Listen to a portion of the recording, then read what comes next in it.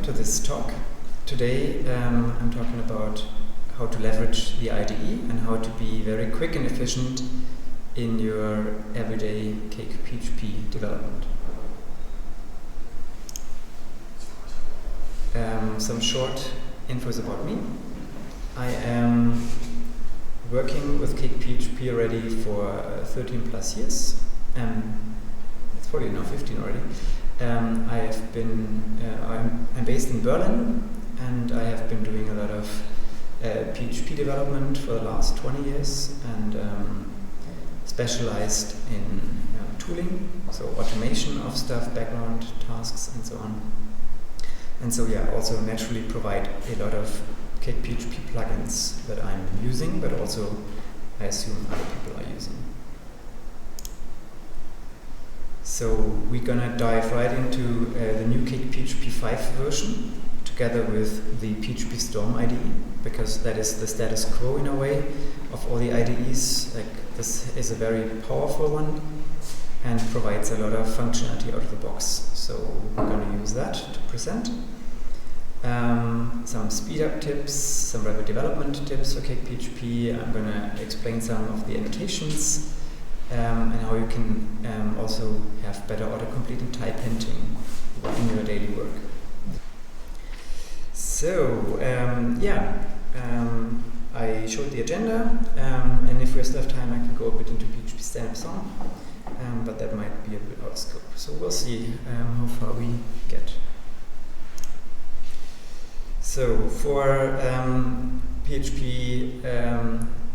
for CakePHP 5, the PHP Storm IDE naturally comes already with a very high support, or the other way around.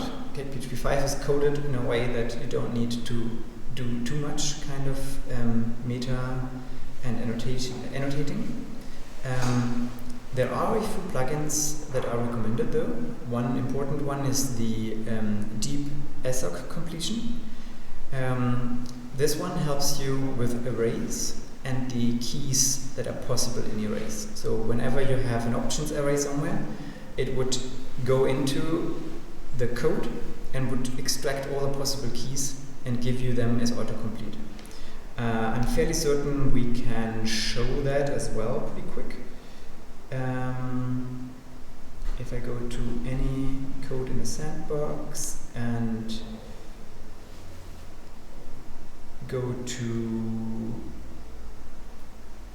I think here even, right? Before, after.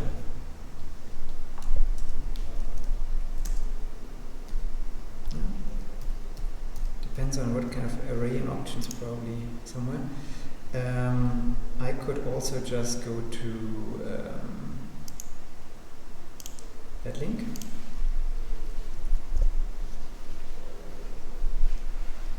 And kind of just give you this link as well to look through what other options are available. So this deep ASOC completion can really help to find the right keys, to avoid that you have a typo in there and you will never find it. For example, if not empty some configuration array, some key, and it's wrong, then you will never be able to use that code. If you don't have tests for it, you will not find out. So maybe look into what kind of options you want to enable.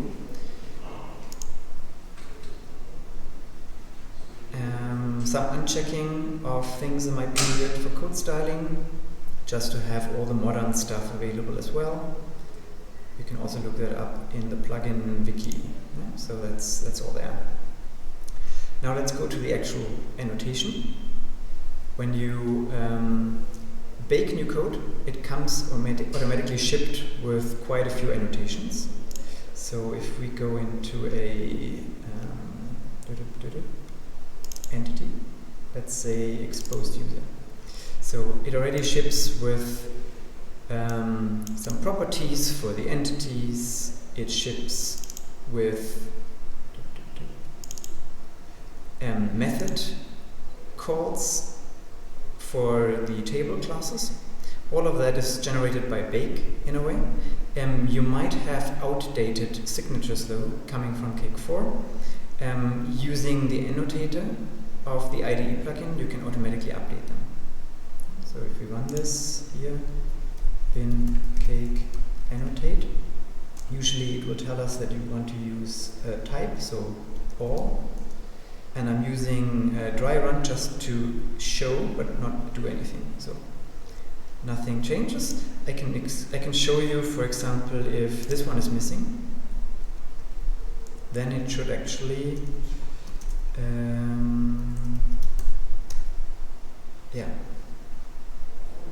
yeah, there was actually some things it did. Yeah, it really updated quite a bit of those from the previous to the new style. So you can see that it adds those annotations, and they are really useful because inside it will then have the correct type returned. So you don't have to guess what the method, the available methods on this are, but you can directly use them. So whenever you do a save call or a find, it will give you not just the interface of the entity, so the abstract type, but it gives you the concrete exposed user with all the possible methods and properties that are in this specific one. So in this case, we know that it has these properties, and you can directly reference them. So that is really helpful, and it keeps it always up to date. So whenever we add in the migrations a new field, and you just run the same command again, it will automatically add the property here, and you have direct access again in your code base, and also your static analysis tool will be happy about this. Yeah.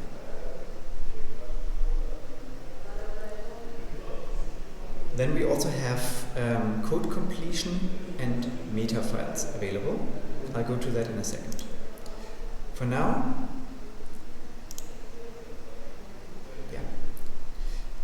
the meta files for the IDE are often some generated code snippets here that in a way just show you the signatures available. So these are these magic callbacks that we have inside of a controller, for example, or inside of a component. And by default, the IDE wouldn't know how the signature looks like. So when you are inside of a component or a controller, we can take any controller, maybe contact or export controller. And now we want to add not just before filter and after filter, but also maybe a before render. Public function before render. And now through this, it has the signature available. So that helps with these more magic things, because by design there is no direct interface linking to those, so the IDE would not exactly know how to generate this. And the same is for the ORM, with all the possible behaviors and also all the events that are callbacks inside of the table classes and the behavior classes. So it's quite powerful in your IDE to really have them available, because it's so much faster to actually include these kind of little snippets for your events. And the third one is the PHP Storm meta file. This is the most powerful of them all.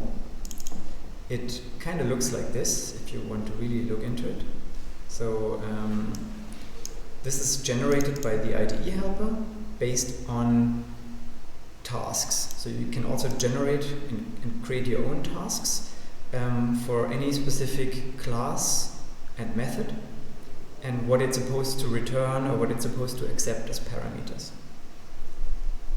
I can dive into that really quickly just to give you a better understanding. Maybe I'll do that on the documentation. It's probably a bit easier if I go into the wiki here, docs, generator. So some examples. but we are mainly interested in the different directives. So the override directive would in a way just take a string and would give you back the class. So what kind of class would be returned by something? This is usually happening when you have a table locator get call, where you just put the string of the table in and then the concrete object is given back, so the IDE knows what you're working on. I can probably show that in the queue. So if we have here a table locator get, then this is the magic string, and it returns us the actual queued jobs table. So instead of just having what the get return would usually return, a normal table without any information, it can actually give us back the more concrete version, and we can work with that and continue to work with that further down. And the second benefit is that you can have autocomplete on this. So whenever you have such methods where you know a finite number of possible values here, so these are magic strings in a way, and magic strings usually are considered bad. So in order to remove this complete magic, we can make them visible as types. So if you want to look it up, you can go into here, and you can usually select, I know why, we have to write this in, actually we have to do this in the sandbox. So here, there we go. So queued jobs table, this get table locator, get here, and now it will give us a list. It will give us a list of possible models, in this case all tables, that you can select from, and if you type enter, it will automatically add it into. So now we have the queued jobs table, and it also knows the exact type, which is the queued jobs. So if I go here, it will also give you the auto-completed methods it has on the specific object. So in this case, for example, create job, and the next level would be create job inside of this plugin has also been added to this process of meta file generation. So there's a specific task that takes care of create job, and so if we go into create job, it will again be able to give us a list of all the available tasks that we have at hand. So maybe we want to use a mailer task. And we can feed it then with the options that it provides, if anything. So you can see that with this, you can just type very quickly. And of course, you could also use the fully qualified class names, but then you would need to know exactly where they are, what are they named, and you don't get like this kind of list where you can think about what is it, what you need. So both is viable. If you use magic strings, it should be auto-completable in a way. That would be my recommendation. So yeah, we can autocomplete this, all that, that's cool. Alright. Let's go back to the directives. So this was mainly the override. Expected arguments is much simpler. It would just give you the list of possible values, but it doesn't care about the return type. So this can be useful if you have a list of possible magic strings and you just want them to be auto-completed. So I, for example, use this for icons in the templates, but you can use it for anything where the return type wouldn't be an object or anything specific. So I can show you that in a template. If I go here and I have bootstrap icons and all kind of font awesome icons, and I go to echo this icon. This is my icon helper. Render. I can now select from a list here. So it just, this task that creates the meta file has been instructed to look into the CSS files and to extract all the possible keys there. And therefore, I can now see exactly what I'm looking for. So when I know I'm looking for some kind of battery, I can just filter already, and I can see, okay, well, I want to have the battery full. Bam. And then it can render out this icon. And I know it exists because this is the list I selected. I'm not just typing something where I could have the wrong kind of underscore versus minus versus some other typo, but it actually should render out. So if I go to the tests page, I see the battery designer here. And I can, of course,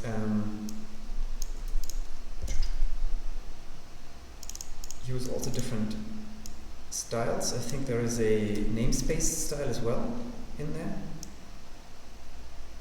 Yeah, Bootstrap. Bootstrap has a namespace here. You can define all that in your own, like whatever you allow this to work and to happen. And you can see the icons showing up. I don't really, and that was all of my problem before, I always forgot about it, and I needed to look up into the Bootstrap icon documentation and look through millions of those. Whereas here I can usually be much quicker. So this would be the second directive.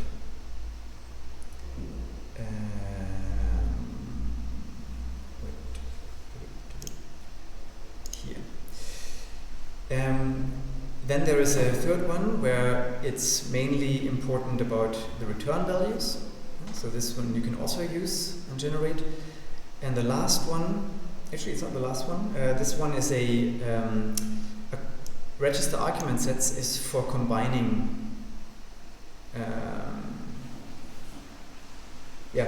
it's for combining and reusing these kind of lists. So when you have these icons and you have different methods where you want to use this list, you can generate it once into a set, and then you can reuse that set in the other directives. So you're saving a little bit of file space, especially when you have a lot of methods using the same thing. It can really help to kind of keep it comprised. So for example, for the model tasks, you can see here that the aliases for the get are locator interface, locator aware, model aware. So all of those are taking the same model name as argument, and then we're just using the set once, and then we're putting the set into each of those, and so we're only printing the list of models in this case once, and reusing them in those. I think you can see it somewhere later down. Yeah, we don't have to go into the code directly now. There is a new one in there that I didn't use much yet, exit point. So we can also specify in the IDE which methods actually abort, and then it wouldn't give you this information about, hey, but your code doesn't exit or return or anything. Unreachable statement, so to call.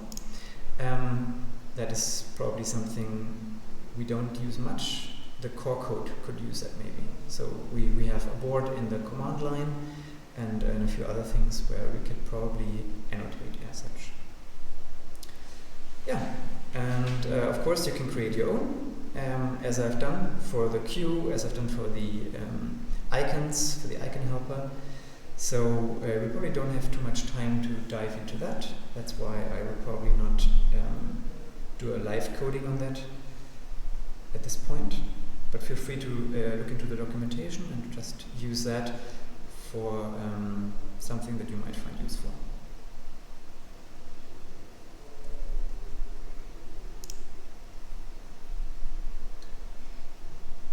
One code completion meta file usage that can also be very powerful is the new route path handling. So you might have seen in Cake 4.4 or something where it was added that you have that you can create URLs not just from the array with controller and action and also so on, but you can also create them from paths. So with all the tooling that I just explained, I can show you how that kind of works. So when we're here and we are having a HTML URL rendering, you kind of know that there is a action controller and so on, like something like this. So this can often be error prone because you have to manually also know these kind of things, and it can be potentially leading to a wrong URL. There is a new way of doing that with the URL path, link from path, yeah. I think there's also URL from path. If I go to URL helper, there should also be something build from path. That's the method exactly. So, and both of those methods now have also autocomplete. So here you can see that the IDE helper, knowing all of the possible actions, controllers, actions, and so on, can generate a list, even the complex ones that are inside of a plugin. For example, here this data plugin, the admin prefix addresses controller edit action. So by just clicking, I generated the URL for that. So this can be quite useful if you want to really quickly work with URLs and you don't want to have this more verbose way of using arrays. Whatever you want, it should be showing up in our little test. Yeah.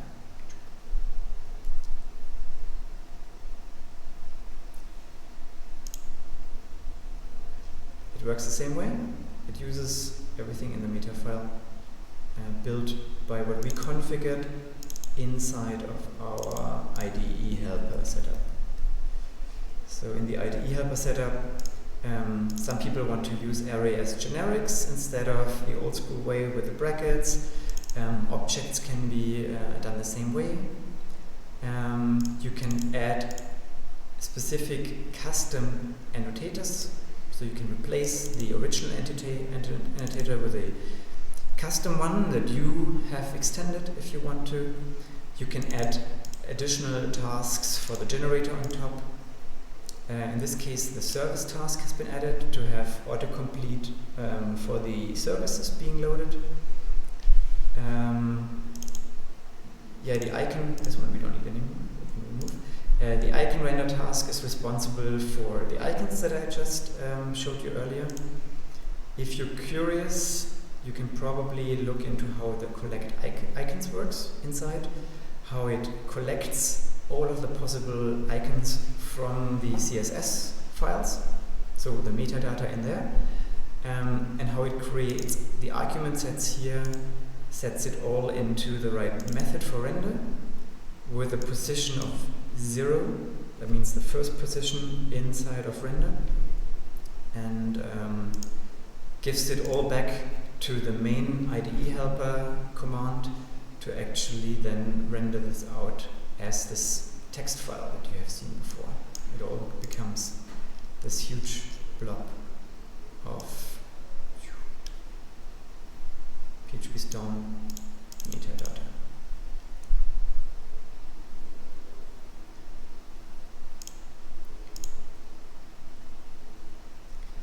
So yeah, depending on how much time we got, we can go a little bit deeper into how we create this and how it can actually help you to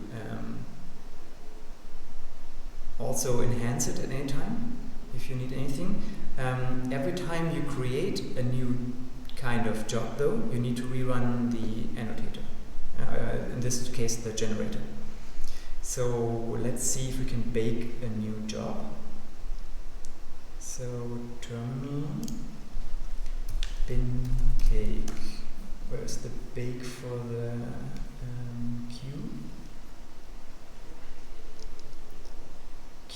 bake Q task. So can bake Q task, and it will probably, yeah. So I need a name for it. Foobar is great. So foobar has been created. So we we don't have to do anything in this now. I just want to show how what you need to do in order for it to register again. Because if you go into here and you want to now select foobar, it doesn't show, right? So the annotation file is not up to date. What I usually do, composer setup. Composer setup is a shortcut for me, so it's just a script in Composer. Composer setup. Wait, that's the wrong one. I need this one. So setup. It just runs generate code completion and generate PHP storm. So you could add as much as you want into the setup command, but once you run composer setup, it will internally run the necessary IDE helper commands, which will regenerate the meta file. And you can see in the meta file, if we open it as a diff, it added the foobar task into the accepted arguments list. So creating the task, baking it or manually creating it, modifying it any way you want, running the regeneration command, and now if we go to that, it should actually have the foobar available. There we go. Yeah. So there could be some investigation if the new PHP Storm these days also understands fully qualified class names. That would be nice, because then you can more directly follow up on these things. But for now, I always used these kind of strings. Yeah, so this is how you have your own custom methods available, and how easy it is to quickly have everything able to get typed out.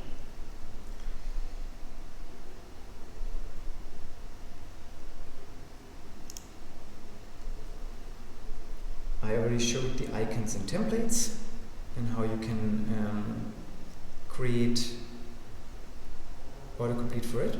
What could be interesting is maybe the IDE helper extra. So you have two options dependency wise. You can either add any task for the generator in your own plugin, making it dependent on the IDE helper. So that is a dependency towards it. And if you don't want that, you can put it into a pivot kind of plugin.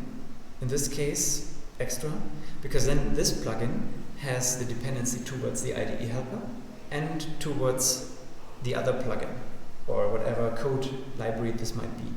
So that is just a way to resolve the dependency issue if you don't want to have this dependency.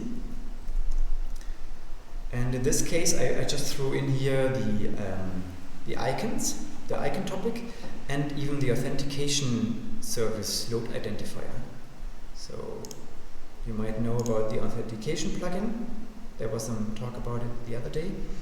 And it also has a load identifier with certain possible strings in there. And of course you can submit your own tasks for the generator of any of these plugins. Yeah, you can also put it into your own. I think the Q plugin, as I've shown earlier, directly ships with it. So here the generator is directly in here. So in this case I'm fine with having the dependency because I'm owning both plugins, so I know about possible upgrading topics. But if you want to keep it out of your dependency tree, you can have your own plugin on top that would reference both directions. It actually also has isQt, which, interesting enough, has this second para as possible position, right? So it should also work with isQt. I haven't used that for a while. Let's see. Table is isQt. Ah, yeah. And the first, in this case, something is a reference here. Doesn't matter. And then it's the actual name. So we can see it also works here. because we defined the autocomplete on the second para through this meta file.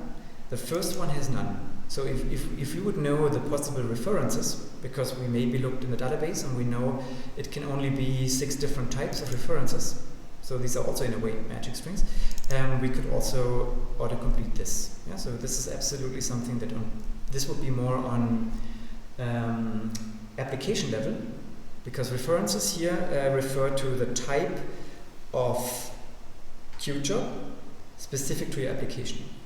Yeah, and here you can make your own addition and just reference, autocomplete this part as well. Cool. So good that we looked into this, because this Qt has a nice example of using not the first but the second argument.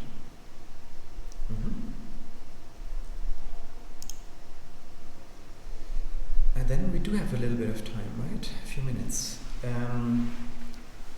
It is helpful to look into the CakeDC PHP stan extension, because it provides, on top of what we just did for the IDE and for the humans to work with it, it also provides static analysis completion. So it makes it understand it better. And so it's really vital to have this part of your code base if you're using a lot of these kind of things. I will show you how this looks like if we don't have it installed. So this is the Qt plugin, right? And here, if I do composer stan, it would find 17 issues out of the box. One of them is the getStats method here that exists on the Qt jobs table. So the IDE understands it. I can click on it and I can follow it. That's awesome, because we have our little get trick with a meta file in it. But this meta file is for the IDE only, and for the PHP stan, it's unravel. So if we add the CakeDC extension in require dev, and we enable it in the neon file here, vendor CakeDC extension, we composer update, we need to do, is to load it, composer stan setup, because it's a plugin, doesn't have it automatically.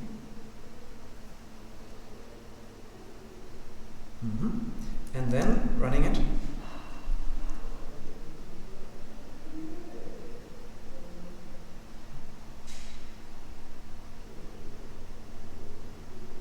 You will see that all the 17 errors go away. So you have 2 options. Either you manually annotate everything inline. You can go into where was it here? You can manually annotate this. So you can add here Qt jobs table, and then it also is that understood out of the box. Absolutely fine.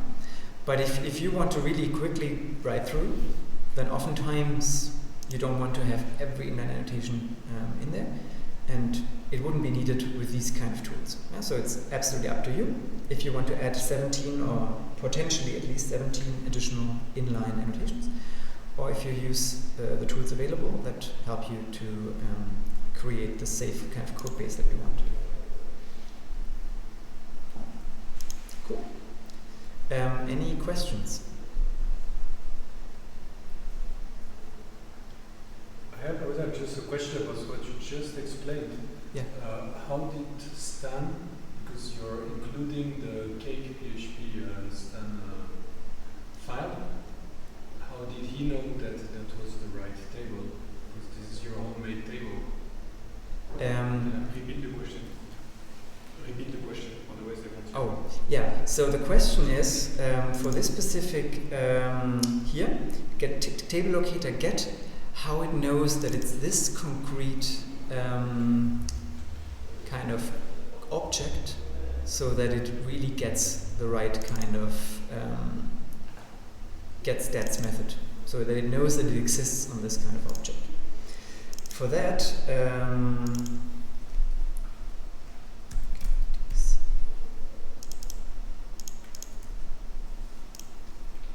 is it already open somewhere?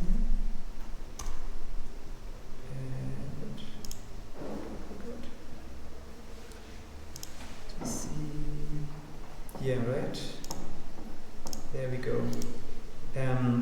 It has this kind of dynamic loading extensions. Okay. And these dynamic loading extensions have the same kind of locator pattern that the core uses. So if you have the name, you can derive the class name by convention from it. And this is something you need to teach PHP Stan, because it wouldn't directly know it out of the box. Yeah, it's a good question, and it's also a nice way to learn how you can also use that for your own types. So whenever you are again in need of this, because you want to use less inner annotations, then maybe you can write a similar kind of extension for your code. Any other questions? Thank you. Now I know what I'll do on Monday. Is there anything in the chat? Only install your composer? Yeah, I think so, because I mean the question is if it's only installable via Composer. Yeah, as everything in these days in PHP, everything is done via Composer. I am not aware of things that wouldn't be using Composer these days. So it's kind of the de facto standard, and it's very comfortable, and it saves you usually a lot of time, because you don't have to maintain these vendor things on your own. Okay, and I think then, there's another question coming in. Oh no, it's not. It's just thank you. And yeah, just a quick note, I'm open for hire in end of this year, maybe November, maybe later, we'll see. And so hit me up if you have any cool Cake projects or not. Can also be PHP projects, of course. And maybe, we'll find it together. I'll bring my tool chains and tool kits with me. Cool.